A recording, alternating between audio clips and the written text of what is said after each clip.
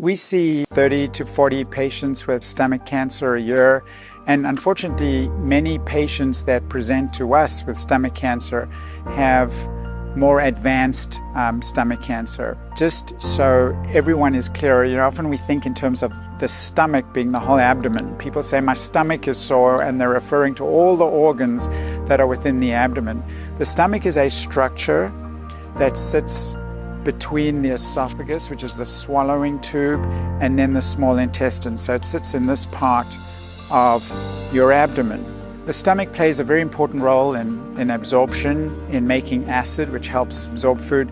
The cause of stomach cancer, well known for many years, such as smoking. There's also patients that have a family history. It's related to poor diet. But what is particularly interesting about stomach cancer is that several years ago, an Australian scientist at one of the big meetings said that, everyone is getting this all wrong, that stomach cancer is actually caused by a bacteria called H. pylori, Helicobacter pylori, which is a bacteria that also causes stomach ulcers. And so no one in the audience, and I remember when this was presented, thought that this was even possible. But now there's enormous interest in how this bacteria itself, the role that it plays in stomach cancer and how it can be prevented. In thinking about stomach cancer, we also have to be very aware of the fact that in the Far East, so in Japan and China, it is one of the most common cancers. In fact, it's so common that they have very, very efficient screening systems. So they literally have trucks that have endoscopies, which are tubes that look into the stomach that screen people at a young age because it is such a common cancer. So stomach cancer tends to get picked up at a much earlier stage in the Far East than it does in the United States. Furthermore, in the United States, stomach cancer tends to be in the upper part of the stomach, which is a far more difficult part of the stomach to treat than the lower part of the stomach. And the reason for that is because we have an enormous number of people with gastroesophageal reflux disease, or GERD. And acid that goes up and down from the stomach to the esophagus can cause changes in the upper part of the stomach or lower esophagus that can then, the cells can change, they can become what's known as dysplastic and then develop cancer.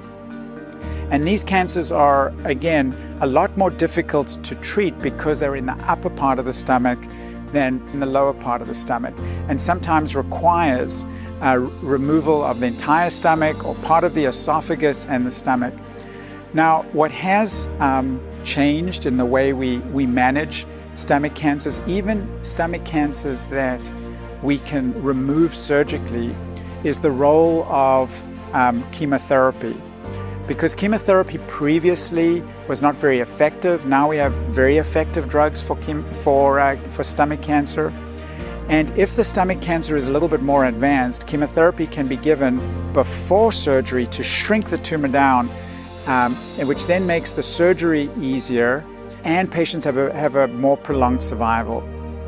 So there have been advances, and there have been numerous trials that have shown the benefit to chemotherapy and surgery for stomach cancer.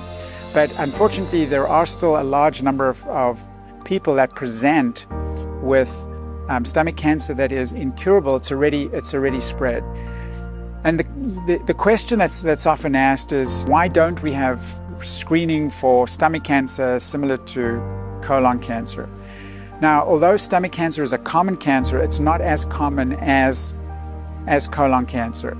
Having said that, if someone is losing weight for an unexplained reason, if someone is having stomach pains and that don't go away, if someone uses a lot of antacids for reflux, it really is important to go see your doctor. Consider having an upper endoscopy, which is a very, very simple procedure to look inside the stomach, see if there are any cancerous polyps or cancers, so that we don't miss a stomach cancer, because the symptoms can be very, very subtle in terms of just a little bit of stomach discomfort, little bit of reflux, to more extreme, vomiting, throwing up blood, or significant weight loss.